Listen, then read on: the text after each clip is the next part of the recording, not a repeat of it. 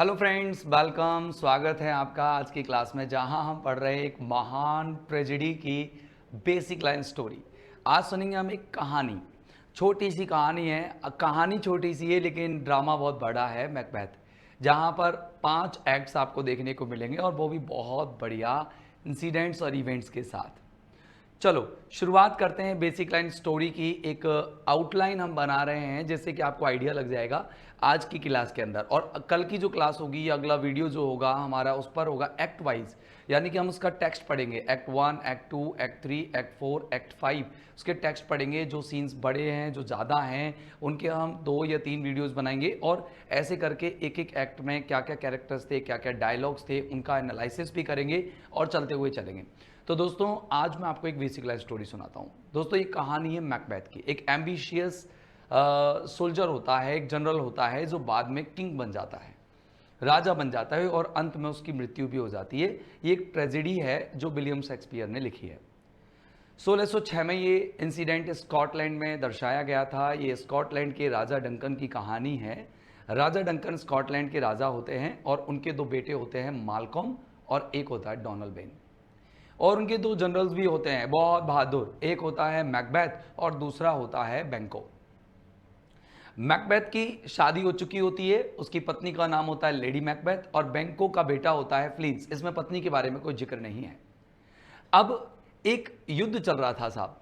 उस युद्ध में बेंको और जो मैकबेथ है दोनों लड़ करके लौट रहे होते हैं और वो अपने फोरिस नाम की जगह पर, जो स्कॉटलैंड में है, जहाँ पर डंकन ने तंबू ताना हुआ है, अपना रॉयल्स के साथ, नोबलमैन्स के साथ रह रहे हैं, वहाँ पर आते हैं।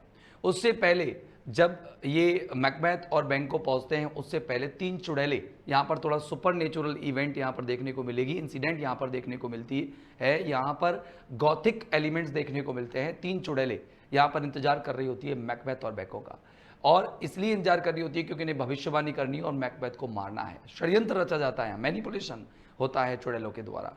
यहाँ पर जैसे ही चुड़ैले आती है तो वो कहती है कि हम कहाँ मिलेंगे, अब हम कहाँ मिलेंगे, अब हम मिलेंगे ऐसी जगह पर जो बिल्कुल वीरानी होगी, बंजर होगी, चलो हम फॉरेस्ट चलते हैं। और लाइटनिंग, थंडरिंग, ये सब कुछ हो रहा होगा। वहाँ पर जा रहे हैं कि मुझे ग्रे मालकिन बुला रही है, मुझे मेरा टॉड बुला रहा है, ठीक है ना। और ये एक साथ जाते हैं वहाँ पर और वहाँ जा कर के खड़े हो जाते हैं। और अब खड़े हो जाते हैं तो साहब जब मैकबेथ और क्या आ रहा होता है, आपका ये बेंको आ रहा होता है, उस समय पर उनके आने पर वो मैकबेथ को टेन ऑफ ग्लैमिस कहती है। तो टेन ऑफ ग्लैमिस तो वो थे ही, क्योंकि जो मैकबेथ के फादर थे उनसे उनको टेन ऑफ ग्लैमिस का खिताब मिला हुआ था। अब उनको टेन ऑफ काउडर भी बोला था और फ्यूचर किंग भी बोला था। तीनों चुड़ैलों ने अलग अलग उनको उपाधियां दी।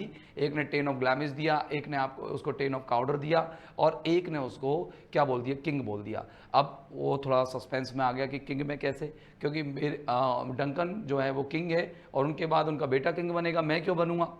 लेकिन उसको एक एम्बिशियस बना दिया, महत्वाकांक्षी बना दिया यहाँ पर चुड़ैलों ने। और फिर बोला था कि बेंको, तुम्हारे लिए हम भविष्यवाणी करते हैं कि राजा तो बनेगा कौन, मैकबेथ, लेकिन तुम्हारे वंशज क्या होंगे, राजपाट संभालेंगे, स्कॉटलैंड के जो स्कॉटलैंड के भावी सम्राट होंगे। अब ये बड़ी टेंशन वाली बात हो गई।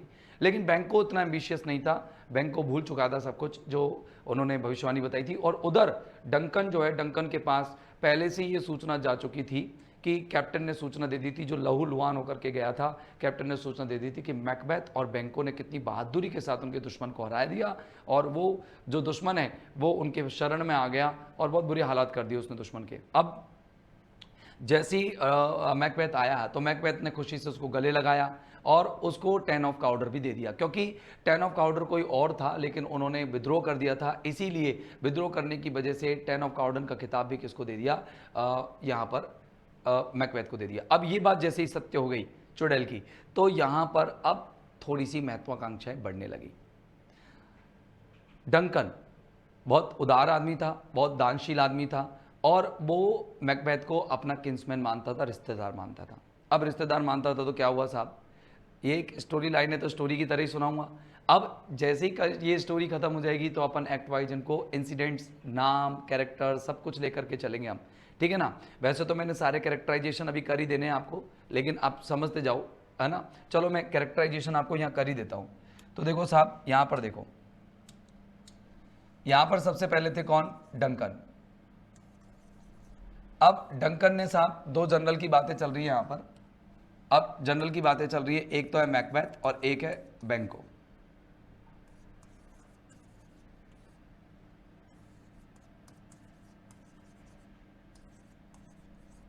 है ना, मैकबेथ की बातें चल रही है, दोनों आए।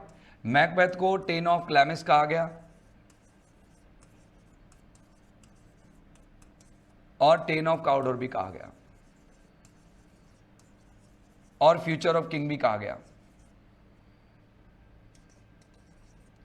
अब फ्यूचर किंग बना नहीं है अभी तक, ये चीज तो हो गई उसके काम में, ये चीज हो गई। अब बैंको का जो बेटा था वो फ्लिंस था, इसके बारे में थोड़ा सा जिक्र ज्यादा नहीं है, वो बेचारा राजा बनने के सपना ही देखता रहता है। अब देखना यहां पर क्या हुआ कि अब मैकबेथ के दिमाग में लड्डू फूटने लगे कि अब मुझे राजा बनाया जाएगा, मैं राजा बनूंगा पक्का। लेकिन उसी बीच में डंकन साहब चढ़े और डंकन साहब स्टेज पर चढ़ करके बोले कि भाई साहब मेरा जो अगला उत्तराधिकारी होगा वो कौन होगा, मैं बूढ़ा हो गया हूँ, मेरा उत्तराधिकारी होगा मालकॉम जो मेरा बड़ा बेटा है, और मेरा छोटा बेटा जो है वो डोनाल्ड वेन है। डोनाल्ड वेन के बारे में कुछ ज़्यादा नहीं आया और इतना सा आया बस कि पापा की मृत्यु के बाद भाग गया साहब, पापा के मर्डर के बाद भाग गया और आयरलैंड जा छुपा। अब देखो इतना सी आया था। अब क्या हुआ साहब कि यहाँ पर जो मैकबेथ है, मैकबेथ के मन में लड्डू फूटा और मैकबेथ ने एक लेटर लिख दिया किसको, अपनी प्रियतमा को, और उसकी प्रियतमा थी लेडी मैकबेथ, खतरनाक लेडी थी भाई साहब। ये एक इंस्पायरिंग फोर्स रही किसके लिए, मैकबेथ को मर्डरर बनाने के लिए, मैकबेथ को किलर बना दिया इसने। बेचारा बढ़िया आदमी, भोला भाला सा आदमी था, और इसके पीछे जो इंस्पायरिंग फोर्स रही थी वो रही थी लेडी मैकबेथ। ये डायना थी, मतलब फोर्थ विच, चौथी चुड़ैल कह दो आप इसे। तो देखो लेडी मैकबेथ जो थी उसने उसको लेटर भेजा कि देख भाग्यवान, मैं ऐसे आ रहा था और 3 चुड़ैलों ने मेरे सामने ऐसे भविष्यवाणी की। तो पहले तो टेन ऑफ ग्लैमिस का जो मैं पहले से ही था, टेन ऑफ काउडर का, जैसे ही मैं टेंट में पहुंचा फॉरेस्ट के अंदर और वहां पर जैसे ही पहुंचा तो वहां पर पता लगा कि मैं वास्तव में टेन ऑफ काउडर बन गया। और फिर काउडर बनने के बाद अब मुझे राजा कहा है तो मुझे लगता है मैं राजा बन सकता हूँ। तो मैकबेथ ने कहा ओ तू राजा क्यों नहीं बन सकता, तुम्हारे अंदर राजा जैसी सारी काबिलियत है और मैं रानी, बिल्कुल बन सकते हैं। अब दोनों ने भाई साहब प्लॉटिंग करना शुरू कर दिया, षड्यंत्र रचना शुरू कर दिया कि तू आ जाए यहाँ एक बार, अपन बैठ के अपन षड्यंत्र रचेंगे, तू आ जा फटाफट से। अब मैकबेथ को इस तरह से रिस्पॉन्स मिल गया। अब मैकबेथ जो है जा रहा है कि मैं जाऊं, लेकिन उससे पहले डंकन ने कहा है कि भाई इस मामले पे, इस जीत के उपलक्ष्य में अपन एक पार्टी रखेंगे, लेकिन पार्टी रखेंगे साहब मैकबेथ के किले में। अब मैकबेथ के किले में रखना था, मैकबेथ का किले का जो नाम था वो था इन्वर्नेस, ठीक है ना, इन्वर्नेस था, इन्वर्नेस। अब ये मैकबेथ के इस किले में साहब क्या रखी जाने वाली है, पार्टी रखने वाली है। अब पार्टी रखने के लिए साहब क्या हुआ, चल दिए कौन कौन, मैकबेथ चल दिए साहब की पहले मैं व्यवस्था करूंगा, ऐसा थोड़ी है डंगन साहब आप आओगे और आपकी कोई व्यवस्था नहीं हो, आप आराम से आना, बिल्कुल तकिया कलामी के साथ आना, बिल्कुल लाजमे के साथ आना साहब, लिनॉक्स रास और इस मैंटियत ये सबको साथ लेकर के आना, मैकडफ वगैरह को सबको साथ लेकर के आना, ऐसे नहीं अकेले आ जाओ कहीं, ऐसे गलत बात है। तो वो सबको साथ लेने की क्या देता है। अब क्या होता है साहब कि वो पहुँच गया वहाँ पर, पहुँच करके वो प्लॉट रचते हैं। अब प्लॉट रचते तो लेडी कहती है देख बहुत बढ़िया मौका है, यहाँ आएगा डंकन और तू यहीं पर सुलटा देना, मेरी बात मानना, देख अच्छे से सुलटा देना। मैकबेथ कहता पागल है क्या, अतिथि को ऐसे सुलटा दे, गलत बात है। तो नहीं नहीं नहीं नहीं देख और कोई तरीका नहीं है, देख तू मेरी बात मान। और फिर उसकी कायरता पर वो कई सारे सवाल उठाती है। अब सब डंकन जी आते हैं बड़ी स्माइल के साथ, वो डंकन जी को क्या है, डंकल का जो मैकबेथ का जो किला है वो बहुत ही गॉथिक टाइप से दिखाया जाता है, मतलब ऐसे डरावना टाइप का। और वो बताते हैं कि हाँ मार्टिन पर्ट जो है वहाँ पर आया हुआ है, स्प्रिंग सीजन आने वाला है, समर चल रहा है, गर्मी का मौसम चल रहा था। अब क्या है साहब वहाँ पर डंकन आया, डंकन अपने पूरे नॉबल मैन के साथ, पूरे लाजमी के साथ आया और वहाँ पर किले में उसका साथ आतिथ्य सम्मान हुआ। अब उसको शाम को क्या है दारू पार्टी होने वाली है। अब दारू पार्टी के लिए सारा माहौल बना देती है लेडी मैकबेथ, क्योंकि सब दारू पीएंगे जब भी जाके काम चलेगा। अब वहाँ पर क्या है कि जो लेडी मैकबेथ है उसको काफ़ी कोसती है कि तू पुअर कैट है, तू वो है, वो मना कर देता है मर्डर करने की, क्योंकि जैसे ही वो सो रहा होता है कौन डंकन, तो उससे वो कहती है कि तू मर्डर करे, तो उसको ऐसा लगता है जैसे खंजर मेरे सामने आ रहा हूँ, मैं खंजर से बात कर रहा हूँ, सॉलिलॉक्यी यहाँ पर क्रिएट होती है, ठीक है ना। अब क्या है साहब कि जो डायलॉग से स्टेटमेंट से सारे मैं बाद में पढ़ाऊँगा, सारे डायलॉग्स, ठीक है ना, हाँ ठीक है ना, बिल्कुल आपको ये दिमाग में सेट रखने हैं ना कि वो बोलती है कि less than a woman, more than a man, ऐसे वो कई सारे डायलॉग्स बोलती है, अनसेक्स मी, ये सारी चीज़ें वो मैं आपको बाद में बताऊंगा। पहले आप क्या करेंगे, अब कहानी को सुनेंगे, कहानी है, कहानी के अंदर डायलॉग्स की बात बाद में करेंगे। अब देखो क्या हुआ साहब कि अब डंकन जो था वो सो रहा था, लेडी मैकबेथ ने कही कि तू जा और उसका मर्डर करके आ, क्योंकि तू, और मैकबेथ बोला कि तू ही कर आती ना मर्डर, मेरे से क्यों कह रही है। तो फिर जब लेडी मैकबेथ ने कहा कि देख मैं जब गई थी ना, या मैंने जब देख रही थी, मैं पूरी व्यवस्था बनाया ही वहाँ पर, वो जो दोनों दरबारी है उनको मैं क्या दिया ही, नशा दिया ही बहुत भयंकर, वो तो सो रहे नशे के मारे धुत तो रहे। और मैंने जब देखा तो मेरे को लगा वो उसमें मेरे फादर नजर आए, बूढ़े पिता, तो इसलिए मैं मर्डर नहीं कर पाई। तू जा, तूने कौन सी चूड़ियाँ पहन रखी है। अब भाई सब मैकबेथ को खंजर थमा दिया, मैकबेथ गया, हाँ मैकबेथ ने उसका मर्डर कर दिया। अब मर्डर करके साहब वो वहाँ से आ गया। अब आ गया तो साहब क्या हुआ, ब्लड हाथों में ब्लड हो गया था, पूरे हाथों में ब्लड हो गया था। उसने हाथ धोए कि अब मैं कैसे इस रक्त को धोऊंगा, अपने आप को वो गिल्ट फील करने लग जाता है डंकन को मारने के तुरंत बाद ही। वैसे तुरंत पहले ही करने लग गया था फील तो, लेकिन अब डंकन को मारने के तुरंत बाद ही वो गिल्ट फील करता है, बहुत भयंकर गिल्ट फील करता है। अब वो कहता है कि अरे मुझे लगा कि एक जो दोनों में से एक दरबारी था वो जाग गया और उसने वो चिल्लाया मर्डर मर्डर, क्यों तुम्हारी ऐसी हो गई है। तो मैकबेथ की जो पत्नी थी वो चिल्लाई, लेडी मैकबेथ कह रही तो गड़बड़ हो गया, लेडी मैकबेथ का नाम नहीं आया इसके अंदर। अब लेडी मैकबेथ कहती है कि इन दोनों ने कर लिया गड़बड़, अब क्या करें। अब क्या है कि वहाँ पर कि कोई बात नहीं, सो जाओ, वो नशे में थे, उनको कुछ ज़्यादा खास पता नहीं लगेगा, सो जाओ। अब क्या है कि वो दोनों सो गए। अब इधर से क्या है कि अब जब नशे का जो काम ख़त्म हुआ तो फिर मैकडफ और लेनॉक्स आए थे साहब डंकन से मिलने के लिए। अब जैसे ही वो घंटी बजी तो वहाँ पर नॉर्मल ऐसे आए लोग, तो फिर वहाँ पर क्या हुआ कि मैकबेथ से पूछा कि भाई डंकन साहब को जगा दें, हम टाइम हो गया।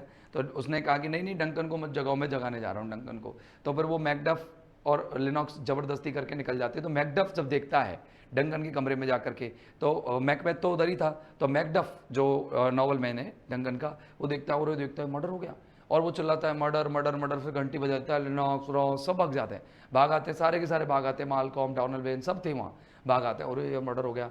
और फिर मैकबेथ आता है आँख मसलता, अच्छा मर्डर हो गया, किधर हो गया हूँ, किसका मर्डर हो गया, कि डंकन का मर्डर हो गया। और तेरी डंकन का कैसे हो गया मेरे घर में मर्डर, ये कैसे हो सकता है, कौन ने मारा होगा। और फिर उनका शक सीधा सीधा किस पर गया, उन दरबारियों पर गया। और दरबारियों के क्या मुंह पर खून वून लगे हुए थे, वो उसने लगाई दिए थे, लेडी मैकबेथ ने खून लगा दिए थे। तो उन पर शक गया और मैकबेथ ने गुस्सा आकर के तलवार निकाली और किसको मार दिया, सब दोनों दरबारियों को मार दिया। मामला गड़बड़ हो गया, मामला गड़बड़ हो गया। लेडी मैकबेथ जागी, लेडी मैकबेथ जा करके देखने को, अरे ये तो मर्डर हो गया, और वो बेहोश होने का नाटक कर लेती। खतरनाक थी भाई साहब, बहुत खतरनाक मॉडल थी वे। अब देखो क्या हुआ कि इसके बाद वहाँ पर मैकडफ और ये सब सस्पेंस कर रहे हैं कि ये किसने ये किया होगा मर्डर, ये सब सारे सस्पेक्ट कर रहे हैं। अब डाउट किस पर हुआ, डाउट हुआ मालकॉम पर और डोनाल्ड बेन पर, क्योंकि वो अगले उत्तराधिकारी वही होने वाले थे। अब साहब जैसे ही डाउट होता उससे पहले मालकॉम और डोनाल्ड बेन दोनों भाग गए। मालकॉम चला गया इंग्लैंड और वहाँ के इंग्लैंड की राजा की शरण ले ली, और डोनाल्ड बेन चला गया आयरलैंड, दोनों चले गए साहब। अब दोनों चले गए तो वहाँ पर क्या मामला हुआ साहब, अब यहाँ पर देखो एक सिवार्ड थे, सिवार्ड से यहाँ पर शरण लेगा, सिवार्ड यंग सिवार्ड ये सब मिलकर के क्या करेंगे वहाँ पर, ये मैकबेथ पर हमला करेंगे। अब मैकबेथ को क्या राजा बना दिया जाता है, मैकबेथ को राजा बना दिया जाता है। मैकबेथ थोड़ा और एम्बिशियस हो जाता है कि यार मैकबेथ ही बनेगा, क्योंकि और कोई काबिल आदमी है नहीं, बैंकों की इच्छा नहीं थी राजा बनने की, तो मैकबेथ को राजा बना दिया गया। अब मैकबेथ राजा बन गया तो राजा ने अपने दिन, भाई मैकबेथ ने थोड़ा सा मामला भूलने के बाद फिर पार्टी रखी घर में, दावत रखी इस खुशी में कि उसको राजा बना दिया गया। अब दावत में क्या है कि दावत में बैंकों ने मना कर दिया कि साहब मैं देखो थोड़ा लेट आऊँगा, मुझे कोई काम है तो मैं जा रहा हूँ। तो वो अपने बेटे फ्लिंस को लेकर के चला गया। अब उधर मर्डर बुला लिए किसने, मैकबेथ ने, कि यार मेरे को अब खतरा किससे है, बैंकों से खतरा है, क्योंकि बैंकों की अगली पीढ़ी ही क्या बनेगी, राजा बनेगी, मुझे मारेगी जब तो राजा बनेगी। तो इसलिए मैं बैंकों के बेटे को और बैंकों को ही मरवा देता हूँ। बैंकों को भी इस मामले में पता है, तो कहीं ऐसा नहीं हो कि बैंकों का शक मेरे पे बढ़ जाए। अब हालांकि शक तो मैकडफ का बढ़ रहा था, लेकिन बैंकों पर उसको शक हुआ मैकबेथ को। तो मैकबेथ ने क्या किया, मर्डर बुला करके, किलर बुला करके मैकबेथ के घर के सामने या महल के सामने, किले के सामने उनको मरवा दिया। अब बैंकों को मरवाया, लेकिन फ्लिंस मर्डर को देख करके भाग गया, फ्लिंस बच गया।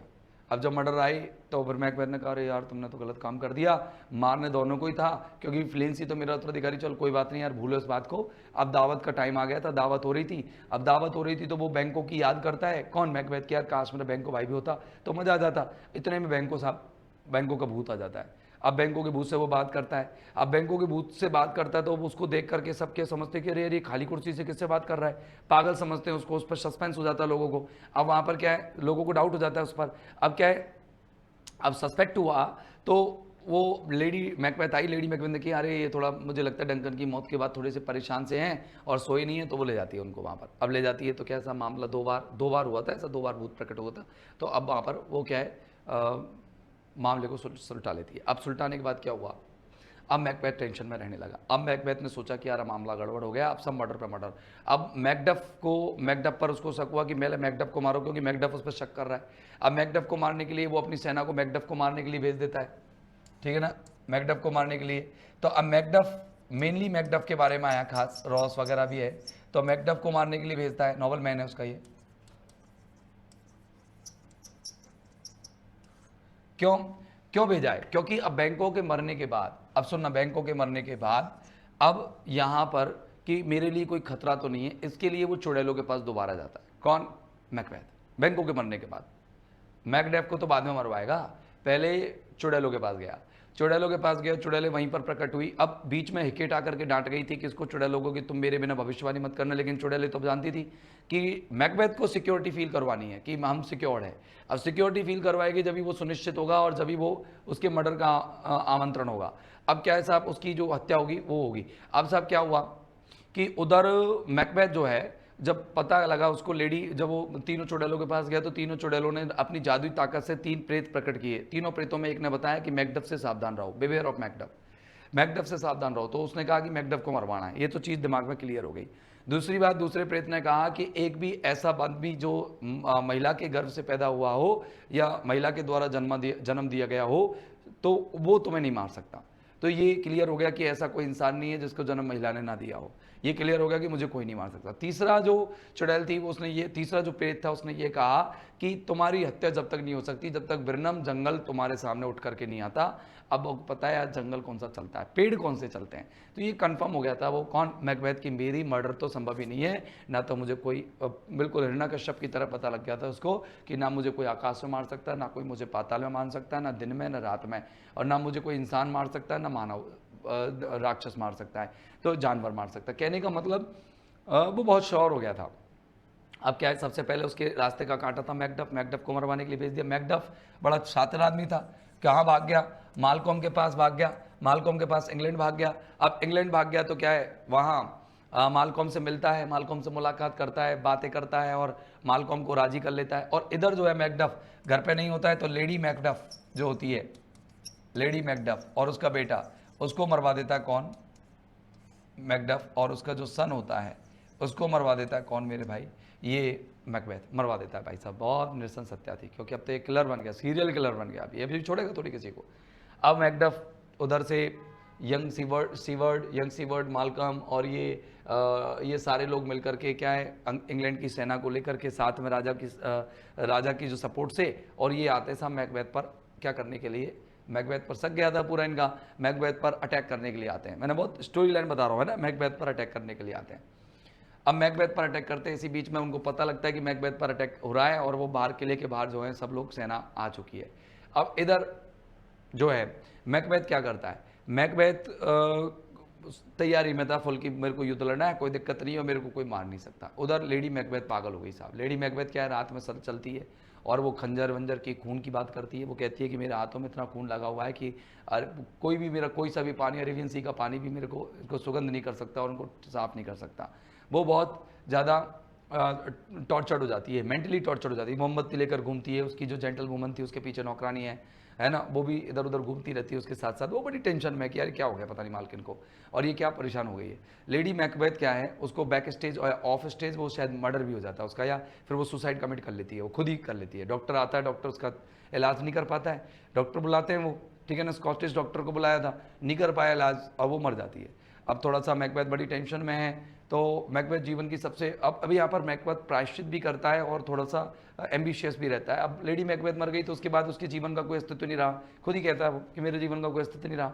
अब क्या है साहब कि वहाँ से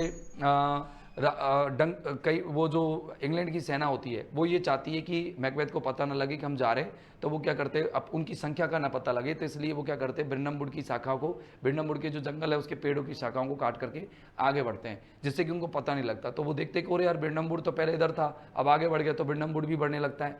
तो पहली सच्चाई और दूसरी सच्चाई जो थी बिरनमवुड, तीसरी वाली जो ट्रुथ थी, वो यहाँ पर क्लियर हो जाता है। तीसरी जो भविष्यवाणी थी वो क्लियर हो जाती है, फोर शेडोइंग क्लियर हो जाती है कि वो ब्रिंडम उठ करके आने लगता है। मैंने कि यार तीसरी भविष्यवाणी तो क्लियर हो गई कि ब्रिंडम आने लगा, थोड़ा सा वो जो मैकबेथ है वो गायब घबराने लग जाता है। अब उस समय पर क्या हुआ कि अब मैकडफ और उसकी लड़ाई होती है, किसकी? मैकबेथ की।